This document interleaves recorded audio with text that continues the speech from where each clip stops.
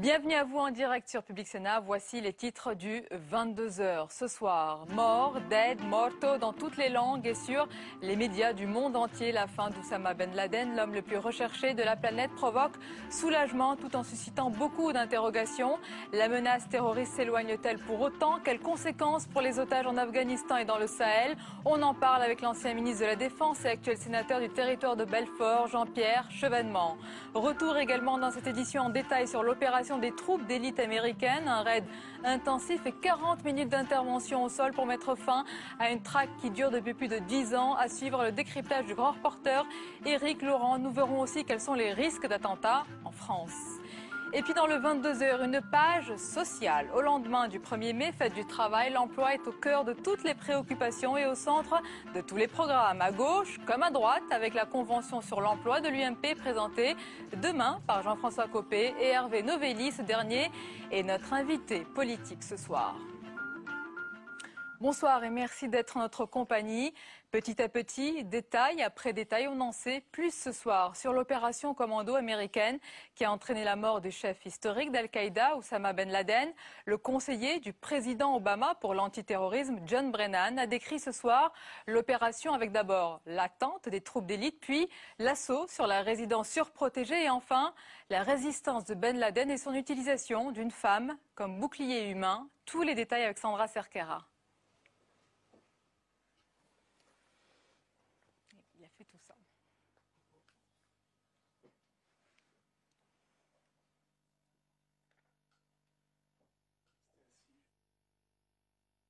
Plusieurs explosions ont lieu. Les combats vont durer 40 minutes. Après des échanges de coups de feu, Ben Laden, un de ses fils et 3 autres personnes sont tués. Et on va le réécouter. Ce sont évidemment tous les détails de cette opération avec Sandra Cerquera. Aucune image, mais le corps de Ben Laden aurait été laissé en mer. Une cérémonie qui, selon la défense américaine, a respecté les traditions musulmanes. En pleine nuit, un commando américain prend sa villa. Plusieurs explosions ont lieu.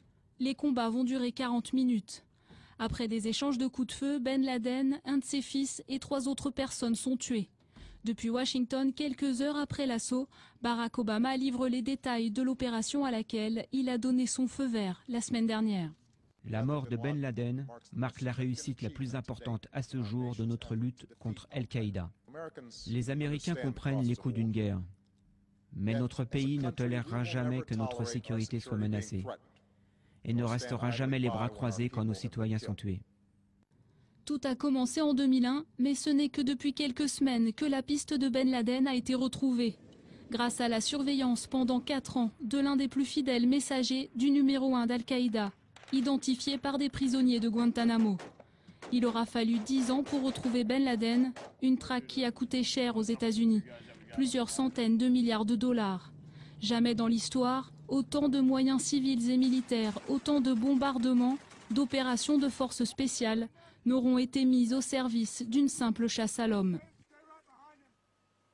Et bien sûr, il y a eu énormément de réactions aujourd'hui. Dans l'ensemble, la nouvelle est plutôt bien accueillie dans le monde arabe où le chef de la nébuleuse Al-Qaïda n'a plus de prise dans les pays qui ont fait leur révolution. C'est le cas notamment de la Tunisie. Pour François Fillon, Oussama Ben Laden n'est plus en résonance avec les sociétés de ces pays. On va écouter le Premier ministre. Moi, je veux voir un signe avec la concomitance de cette disparition et la montée du mouvement démocratique dans les pays arabes. Au fond, ce que je souhaite, ce que j'espère, c'est que le modèle de la rue arabe, ça ne soit plus Oussama Ben Laden, mais ça soit désormais le manifestant de la place Tahrir, le blogueur de Tunisie ou les hommes et les femmes de Benghazi. Et à noter aussi que les présidents américains et français Barack Obama et Nicolas Sarkozy sont convenus, je cite, de poursuivre le combat juste et nécessaire contre Al-Qaïda. Autre information ce soir, elle provient du conseiller du président américain qui s'est exprimé lors d'une conférence de presse il y a à peu près 1 heure. Ce dernier n'exclut pas qu'Oussama Ben Laden ait pu recevoir l'appui de responsables pakistanais et beaucoup d'interrogations demeurent ce soir quant à la résidence où se trouvait Ben Laden. La légende voulait qu'il soit caché dans une grotte. Force est de constater qu'il était dans un complexe très voyant. Alexandra Colino. Une villa que l'on dit 8 fois plus grande que toutes celles du quartier, perchée en haut d'une colline sur un terrain bordé d'eucalyptus, à Abbottabad, l'une des villes les plus chics du Pakistan. On est loin de la légende qui voulait que Ben Laden soit reclus dans une grotte d'une zone tribale du pays. Il n'était finalement qu'à 2 heures de route d'Islamabad. Les premières images de l'intérieur de la villa montrent une chambre ensanglantée et des médicaments. À l'extérieur, la campagne est verdoyante. Pas loin se trouve l'une des plus prestigieuses écoles militaires du pays. Selon les officiels américains, le complexe aurait été construit en 2005 dans l'unique but de cacher Ben Laden. Des murs de 5,5 mètres de haut surmontés de barbelés et jonchés de caméras de surveillance, la villa est ultra sécurisée. Dans ce complexe de 3 étages, il y a peu de fenêtres, pas d'accès Internet ni de téléphone. Et détail observé par le voisinage, les occupants brûlaient eux-mêmes leurs ordures. Selon un média pakistanais, la villa serait évaluée à $1 million. Et pour commenter cette actualité et analyser également ses conséquences dans le monde, bien sûr, et en France en particulier, nos 2 invités ce soir. Il a été ancien ministre de l'Intérieur, de la Défense. Il est actuel sénateur du territoire de Belfort, Jean-Pierre Chevènement. Bonsoir. Bonsoir. Bienvenue à vous. Également avec nous ce soir, il est écrivain, grand reporter, Éric Laurent. Bonsoir. Bonsoir. Bienvenue à vous. Vous êtes aussi l'auteur de ce livre, Ma face cachée, du 11 septembre, réquisitoire contre les ambiguïtés américaines. Alors, messieurs, première question, Jean-Pierre Chevènement. Quelle a été votre réaction, d'abord ce matin, j'imagine à votre réveil, quand vous avez appris cette nouvelle? Écoutez, personne ne peut pleurer la mort de Ben Laden. J'ai trouvé que les mots d'Obama étaient très justes. Justice a été faite. Maintenant, tout cela n'a pas été possible sans le concours des services secrets de l'armée pakistanaise. C'est évident. Le fameux ISI. Les services américains et les services pakistanais travaillent ensemble depuis très longtemps, depuis l'invasion de l'Afghanistan par les soviétiques, et même avant d'ailleurs. Donc il y a incontestablement un certain double jeu, compréhensible d'ailleurs, du gouvernement pakistanais, qui dit que c'est une affaire exclusivement américaine, mais en réalité il y a prêté son concours. Comme il a d'ailleurs prêté son concours à Ben Laden,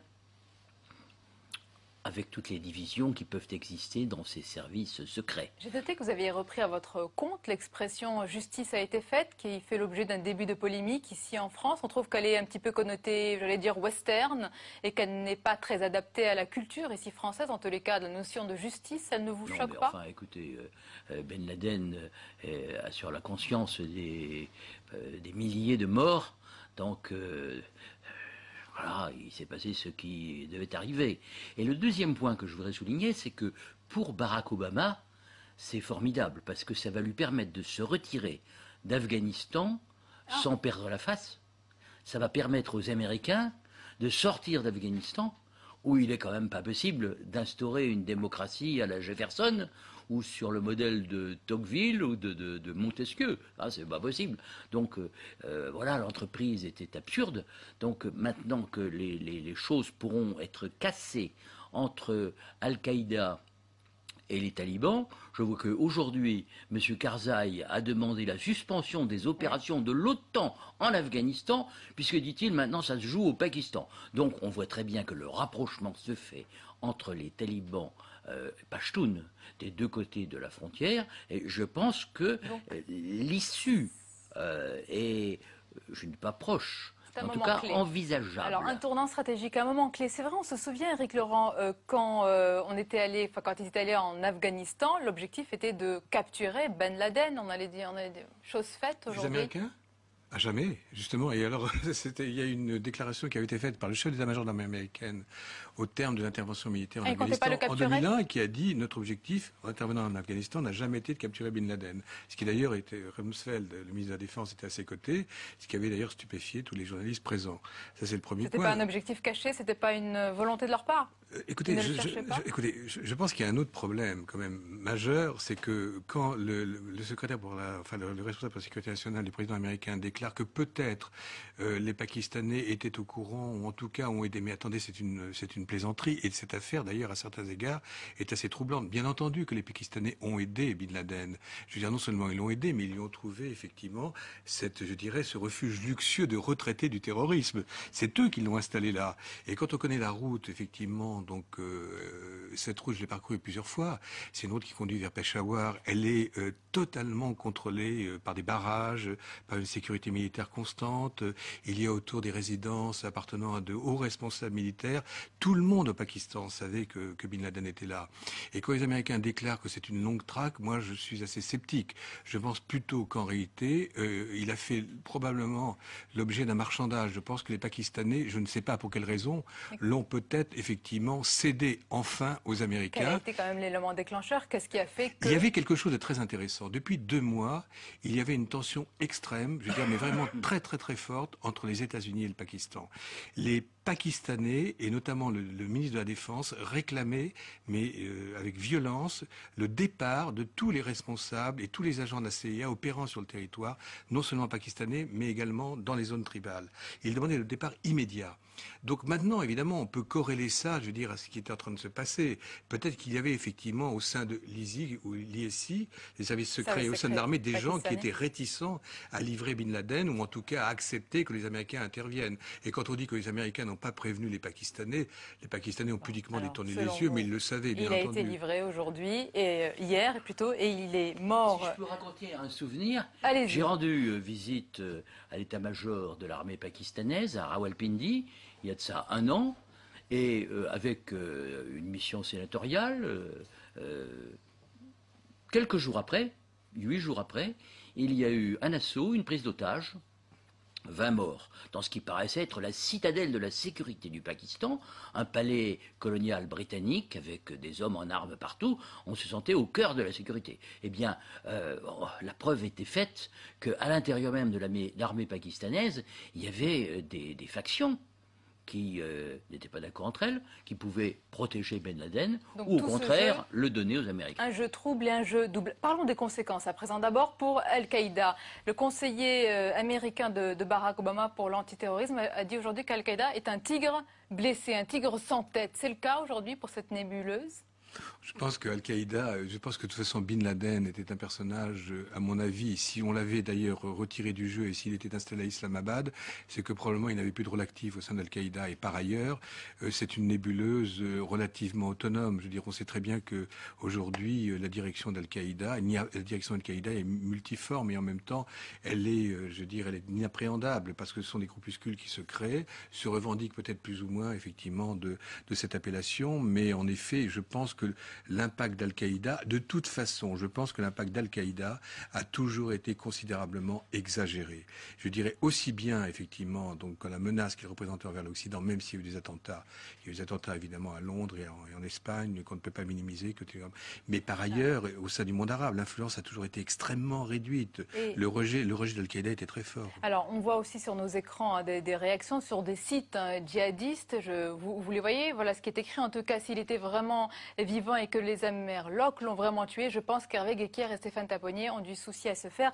Et c'est ma question, Jean-Pierre Chevènement. On pense évidemment aux otages en Afghanistan. On pense aussi à ceux qui sont dans le Sahel. Est-ce qu'il peut y avoir des conséquences immédiates, directes? Ce sont des groupes très différents. Hein, c'est ce que vient de dire Éric Laurent. Ce sont des groupes très différents. C'est d'ailleurs pas forcément des gens d'Al-Qaïda qui détiennent Guéquière et Taponnier. De même que dans le Sahel, nous avons affaire à des groupes qui sont divisés entre eux, entre Drogba et puis un autre. C'est quand même la même idéologie, c'est presque le même combat contre l'Occident. Est-ce qu'on peut pas s'inquiéter? L'idéologie djihadiste, elle existe, mais elle a reçu des coups très durs avec les révolutions démocratiques dans le monde arabe, pour autant qu'on puisse en juger. Hein. Maintenant, il faut se garder de tout jugement précipité. Je pense que, d'une manière générale, l'idée de guerre des civilisations, qui était celle de Ben Laden, je dirais, dans laquelle les Américains ont eux-mêmes donné, parce que la riposte de Bush était totalement disproportionnée et inadéquate. Je pense que cette idée-là prend du plomb dans l'aile, et c'est une bonne chose. Alors, aussi, une autre question qui se pose sur le corps de Ben Laden. À l'instant, je vois que des élus du Congrès américain souhaitent que des photos, des vraies photos, cette fois-ci, pas comme la photo qu'on a pu voir aujourd'hui un petit peu sur toutes les chaînes, des vraies photos du corps de Ben Laden soient bien mis à disposition du public. Est-ce que c'est une nécessité, Éric Laurent? C'est absolument indispensable. Je dirais, il va planer autour, et c'est ce que je redoute. Je dirais que toutes les théories complotistes qui ont été alimentées ou qui se sont alimentées du 11 septembre, et d'ailleurs des ambiguïtés aussi et des silences de l'administration Bush à l'époque. Très bien décrit dans votre livre, merci, d'ailleurs. Mais risque de retrouver un nouvel essor avec en effet donc cette mort pour l'instant assez mystérieuse. L'explication qui en est donnée par l'administration américaine est assez étrange. Je veux dire cette attaque comme ça donc imprévue que les Pakistanais ignoraient. Ensuite en effet Bin Laden dont le président américain a déclaré qu'il avait demandé en effet qu'il soit arrêté et traduit en justice, qui est tué soi-disant d'une balle dans la tête. Et aujourd'hui, après s'être caché derrière une femme, vous voyez très bien en effet le tableau qui en est dressé, c'est-à-dire celui en plus d'un lâche. Enfin, tout est. Ça c'est le tome 2 de votre livre. Ça va être les ambiguïtés de la mort de Ben Laden. Non, mais et puis ce corps qu'on jette dans la mer. Alors d'abord on le jette dans la mer en Afghanistan. J'ai entendu ça de la part des Américains. Pour un pays effectivement enclavé comme l'Afghanistan, c'est une performance. Donc il y a beaucoup de confusion autour de ça. Il faut absolument voir les photos de Bin Laden. Évidemment, il faut voir les photos du corps de Bin Laden. C'est indispensable. Aussi un dernier mot aussi concernant la France. Vous avez été, je l'ai rappelé, ancien ministre de l'Intérieur. Est-ce qu'il y a une menace? Est-ce qu'il peut y avoir une menace réelle? Est-ce qu'il faut augmenter le niveau de vigilance aujourd'hui? On ne peut pas, on est au maximum. Donc voilà, il faut être extrêmement vigilant. Il reste le niveau écarlate. Et on l'a vu quand même avec l'attentat de Marrakech. Je dirais, nous sommes exposés. Il faut le savoir. Mais je dirais que ça implique de la part de nos responsables une politique sereine et calme. Hein. Je ne suis pas sûr qu'on en donne toujours le meilleur exemple. Merci beaucoup, messieurs. Je vais vous faire réagir à notre question avec notre partenaire, lefigaro.fr. Elle concerne évidemment cet événement, cette nouvelle mondiale aujourd'hui. Mort d'Oussama Ben Laden, Al-Qaïda est-elle moins menaçante? Non, pour 82% de nos votants. Oui, pour 14% des votants. Voici les réactions qui rejoignent un petit peu mes propos. Merci beaucoup, messieurs, d'avoir été nos invités ce soir. La suite du 22h dans un instant. Tout autre chose, c'est notre page sociale avec notre chroniqueur Jean-Louis Gombault et puis l'invité politique du 22h, Hervé Novelli, les secrétaire général adjoint de l'UMP. Mais d'abord, le tour de l'information qui revient ce soir sur la charge d'Imad Laoud contre Dominique de Villepin. C'était lors de cette première journée du procès en appel de Clearstream. Alexandra Colino.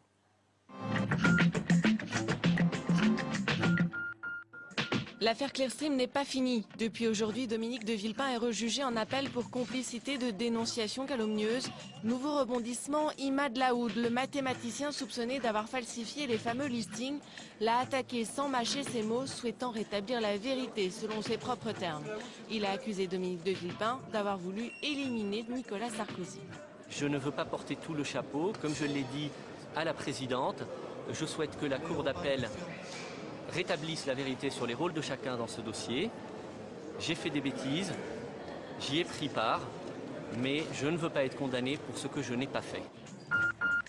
Dans le box des accusés, il est arrivé le sourire aux lèvres pour son 3e procès. Yvan Colonna a déjà été condamné 2 fois à perpétuité pour le meurtre du préfet Erignac en 1998. Mais ces 5 avocats ont sorti aujourd'hui une nouvelle carte. Ils ont tenté de convaincre la Cour de ne pas tenir compte des premières dénonciations de ses complices présumés, passées en 1999 lors de garde à vue, jugées illégales par ses avocats. La Cour se prononcera mardi sur cette question. La rumeur enfle, mais la première dame a promis de ne rien dire. Bouche cousue, a-t-elle répondu au lecteur du Parisien qui l'interrogeait sur sa probable grossesse. L'actualité politique de son président de mari passe avant la vie privée, a-t-elle expliqué. Enchaînés aux clôtures d'entrée ou perchés sur les grues, les militants de Greenpeace ont paralysé le chantier de l'EPR durant toute la journée. L'association réclame un moratoire sur le nucléaire.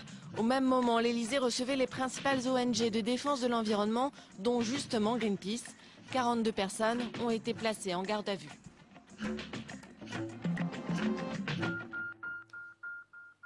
Notre page économique et sociale à présent, lendemain de la fête du travail, les réactions syndicales négatives sur la prime proposée par le gouvernement se sont accentuées. Le leader de la CFDT, François Chérèque, a prévenu qu'il y aura beaucoup de désillusions. Alors pourquoi le gouvernement n'arrive pas à convaincre? Et maintenant, on va en parler tout de suite avec Jean-Louis Gombault. Justement, bonsoir Jean-Louis. Pourquoi le gouvernement, sur une prime qui est une bonne nouvelle, n'arrive pas à convaincre? Pas seulement les syndicats d'ailleurs, et également le MEDEF. Alors le MEDEF, tout d'abord, la prime sera obligatoire. Le MEDEF n'aime pas ce qui est obligatoire pour les entreprises. Il estime que c'est d'abord de son domaine, donc dès le départ, il a rejeté la prime. Les syndicats aussi n'aiment pas ce type de prime défiscalisée qui, d'après eux, font concurrence au salaire, puisqu'effectivement, 1 000 euros de prime ou 1 200 euros de prime défiscalisée, c'est quand même moins cher pour le patron que le salaire, et donc les syndicats défendent le salaire. Et puis dès le départ, il y a aussi un problème politique, puisqu'il y a une déception assez forte dans l'opinion sur la question du pouvoir d'achat. Or, M. Sarkozy avait fait du pouvoir d'achat, disons, sa pointe de combat, et là, il y a déception. Et dès qu'il propose quelque chose dans ce domaine, les gens se méfient. Et puis, il y a le caractère un peu... Dès le départ, c'était mal emmanché, cette affaire, parce que les gens ont compris qu'il y aurait une prime de 1 000 euros. Et puis après, on leur dit non, c'est 1 000 euros en fonction de l'évolution des dividendes des entreprises. Maintenant, on nous dit c'est calculé sur 2 ans, nous a dit M. Bertrand vendredi dernier. Ce qui fait que beaucoup de salariés vont être exclus de la distribution de cette prime, et même dans les entreprises qui distribuent des dividendes. Par exemple, sur le CAC 40, il y a à peu près, parce qu'il s'agit d'augmentation des dividendes, il ne s'agit pas de distribution de dividendes, sans doute une quinzaine seulement d'entreprises sont concernées par cette affaire. Donc, effectivement, au bout de course, on arrive à une certaine désillusion, même s'il y aura, bien entendu, une distribution de primes pour des millions de salariés. Justement, on va poursuivre notre commentaire. Jean-Louis, on va faire réagir notre invité politique, Hervé Novelli. Bonsoir, bienvenue à vous, secrétaire général adjoint de l'UMP. Justement, ça devait être une bonne nouvelle, cette prime. On a l'impression que ça revient en boomerang dans la figure du gouvernement. Comment vous l'expliquez? Ça reste une bonne nouvelle pour ceux qui vont la toucher. Mais je crois qu'il y a aujourd'hui une demande très forte qui s'exprime après la crise. La réalité, c'est que les Français, comme tous les habitants de la planète, ont subi la crise la plus violente économique depuis les années 30. Et que l'on sent bien aujourd'hui qu'on s'oriente vers la sortie de la crise, même si on n'est pas totalement sorti. Des chiffres de croissance positifs pour notre économie, des chiffres en baisse du chômage, tout cela devait déboucher sur des revendications sociales et salariales. Eh bien, l'initiative du gouvernement, elle va dans le bon sens. Il y a d'autres pistes, bien sûr, que nous examinerons demain à la Convention pour l'emploi. Et certains, ce sont les syndicats, ils craignent en fait que cette distribution de la prime, elle va venir en concurrence avec l'augmentation de salaire, ce qu'espèrent beaucoup plus les salariés parce qu'ils seront touchés dans leur majorité. Non, parce que les syndicats sont un peu contradictoires. Ils disent d'un côté, ça va toucher peu de personnes, et de l'autre côté, ça touchera des millions de salariés, pas tous, bien sûr. Et donc on ne peut pas à la fois dire que ça va toucher peu de personnes et dire que ça va freiner les augmentations de salaire pour tous. C'est contradictoire. Par contre, ce qui est sûr, c'est qu'il faut mobiliser les outils habituels, l'intéressement, la participation. Nous avons déjà débloqué une fois, il y a quelques années, les fonds salariaux bloqués en matière de participation ou d'intéressement. Il faudrait pouvoir le refaire. Vous êtes en train de nous dire qu'il faudra compléter. Nous le proposerons demain. De la même manière, nous proposerons que soient examinées les possibilités de passer par d'autres modalités. Je prends l'exemple des chèques vacances. Les chèques vacances, aujourd'hui, cela concerne tous les salariés de ce pays. J'ai pu, lorsque j'étais au gouvernement, faire en sorte que ça concerne aussi les salariés des très petites entreprises, qui sont souvent les plus lésés.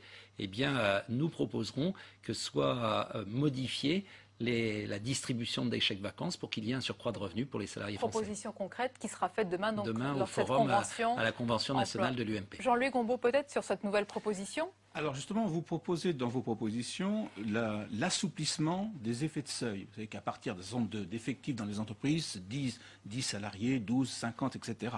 Or, la prime, c'est justement l'idée que ça s'applique aux entreprises de plus de 50. Donc, M. Sarkozy fait entrer un nouvel effet de seuil. Et vous proposez l'assouplissement. Alors, il y a une contradiction. C'est une bonne nouvelle, je le répète, pour les salariés qui vont la toucher. Je suis contre les effets de seuil, tous les effets de seuil. Et on voit bien qu'il y a dans les entreprises des véritables plafonds de verre qui empêchent nos entreprises de grandir. C'est cela contre quoi nous voulons lutter. Nous l'avons déjà fait pendant les premières années. Il y a eu la loi de modernisation de l'économie qui a gelé les conséquences financières des effets de seuil, mais qui ne les a pas supprimées. Et je pense qu'il faut aller, en tout cas, c'est la proposition que nous ferons demain à la Convention nationale de l'UMP. Justement, peut-être une question un peu plus politique sur cette convention, Hervé Novelli. Après l'identité nationale, après la laïcité, voilà le retour à l'emploi. Vous dites enfin, ouf, on revient vers ce qui concerne, ce qui touche les Français? Non, je dis que nous abordons tous les problèmes. Il fallait traiter des problèmes de la laïcité, mais il y a d'autres problèmes. L'emploi, bien sûr, la compétitivité de l'économie, la justice sociale. Eh bien, ce sont des conventions qui vont se succéder à un rythme très soutenu. Cette convention sur l'emploi de demain, que j'animerai avec Jean-François Copé, elle est une partie de l'ensemble des conventions. Et la convention sur la justice sociale, dans 15 jours, traitera véritablement de notre conception de la justice sociale, qui n'est en aucun cas celle de l'assistanat généralisé qu'on nous promet. Sur ces thèmes-là, quand même. Mais c'est normal, oui. Chacun ses centres d'intérêt. Jean-Louis. Mais où vont tous ces débats? Rappelez-vous, M. Copé nous avait dit qu'il faut remettre en cause les 35 heures. Et puis depuis, plus rien. Donc demain, vous revenez sur le débat. Où est-ce que ça débouche tout ça? Eh bien, je vous rassure, parce que vous me semblez inquiet, la durée du travail fera partie de la Convention sur la compétitivité des entreprises et nous l'aborderons sur un thème qui est celui de la refondation sociale. De quoi se plaint-on dans ce pays? Justement, c'est d'un manque de dialogue social et d'un manque de responsabilité des syndicats. Nous ferons un certain nombre de propositions pour faire en sorte qu'on légifère un peu moins et qu'on négocie un peu plus. Ça a été toujours la position constante des libéraux et donc de l'UMP. Hervé Novelli, est-ce que ces propositions que vous ferez demain, est-ce qu'elles sont la base, le squelette du programme économique du candidat Nicolas Sarkozy en 2012? Le candidat Nicolas Sarkozy, il sera bien libre de prendre et de proposer ce qu'il entend pour conduire notre pays. Ah, donc j'entends que pour vous, il est déjà candidat. Ça fait peu de doute. Vous l'avez dit. Ça fait peu de doute. Et de toute manière, il est celui qui est le mieux à même de rassembler notre camp. Et je n'ai pas entendu qu'il y ait un candidat alternatif à l'intérieur de l'UMP. Mais ce que je voudrais dire, c'est que nous égrenons un certain nombre de propositions au gré de ces conventions et qu'ensuite, cela a toujours été annoncé par Jean-François Copé, nous ferons en sorte que Bruno Le Maire prennent l'ensemble de ces propositions et bâtissent la cohérence du projet que nous présenterons au président de la République avant la fin de l'année et ensuite il choisira votre candidat. Ce n'est plus un secret de polichinelle, comme le disait d'ailleurs Alain Juppé. Merci beaucoup d'avoir été notre invité, Hervé Novelli. Merci Jean-Louis pour vos contributions. On va finir non pas par le principal titre, parce que vous le connaissez bien sûr, c'est aujourd'hui la mort d'Oussama Ben Laden, mais nous allons terminer par une revue de presse de vos quotidiens de demain avec La Croix et ce titre, Ben Laden est mort. Pas le terrorisme, ce que nous ont dit tout à l'heure nos invités, dont Jean-Pierre Chevènement, et ce qu'a dit aujourd'hui le conseiller pour l'antiterrorisme de Barack Obama, c'est-à-dire que Al-Qaïda n'est pas mort aujourd'hui. Autre titre, celui du Figaro, la fin de Ben Laden, qui vous propose 10 pages spéciales sur le chef historique de la nébuleuse Al-Qaïda. Et enfin, Libération, avec cette photo après Ben Laden, numéro spécial photo un peu floue et un peu mystérieuse. Voilà pour vos unes demain. Merci beaucoup de nous avoir suivis. C'est la fin de ce 22h. Restez avec nous sur Public Sénat. Belle soirée à vous et à demain.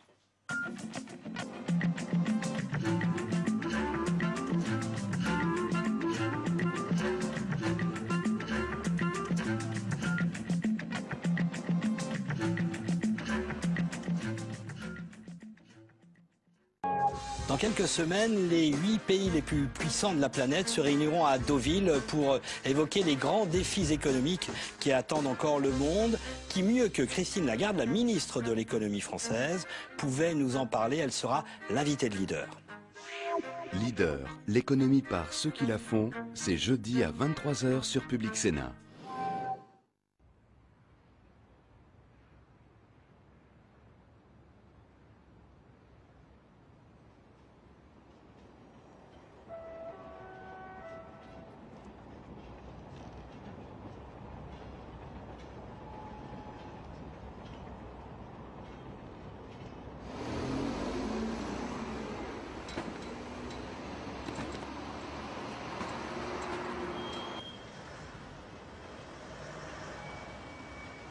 10 juin 2009. Un des derniers détenus arrive pour être incarcéré à la maison d'arrêt Charles III, située en plein centre-ville de Nancy. À quelques kilomètres de là, Madame Rachida Dati, ministre de la Justice, inaugure le nouveau centre pénitentiaire de Maxéville.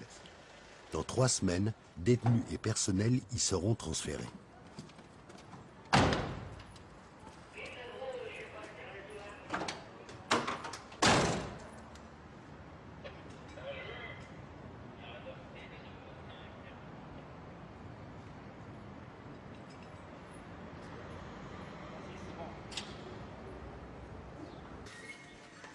Charles III, ancienne manufacture de tabac devenue maison d'arrêt en 1857. 321 détenus pour 260 places. Surpopulation et vétusté des bâtiments, un mal chronique dans les vieilles prisons françaises. Vous avez demandé vos véhicules. Un surveillant pour 100 détenus à l'étage. 4 douches collectives. Chaque détenu prend en moyenne 3 douches par semaine.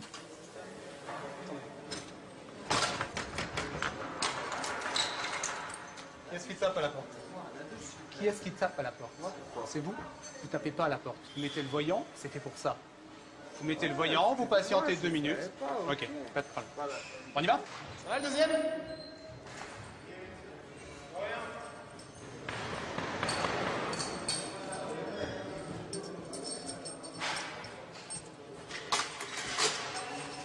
Termine, mettez un t-shirt s'il vous plaît.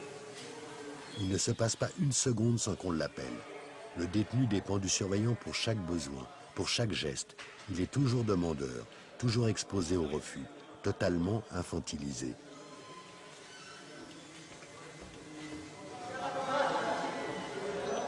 Votre cellule est de l'autre côté, il me semble.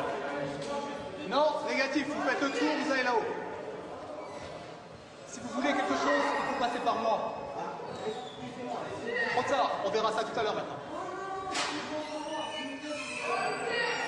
Vous allez dehors de cellule.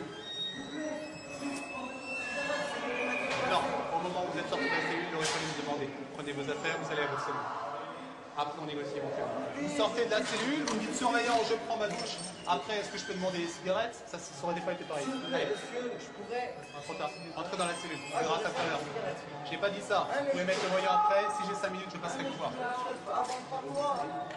Le parloir, c'est pas tout de suite.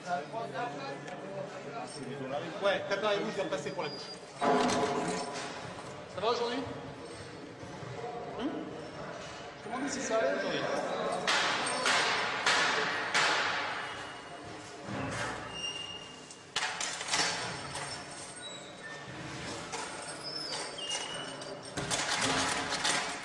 Ouais, là c'est l'ancienneté de la prison qui fait que le réseau électrique ne supporte pas. La suivante. Je serai là pour la nouvelle. Je serai là pour la nouvelle.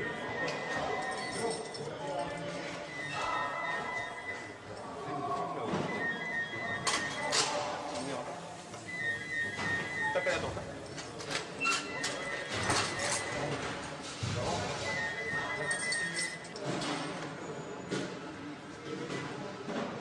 Sur cette maison d'arrêt, on a des coursives qui sont ouvertes. Donc on a de toute façon une ambiance un petit peu spéciale.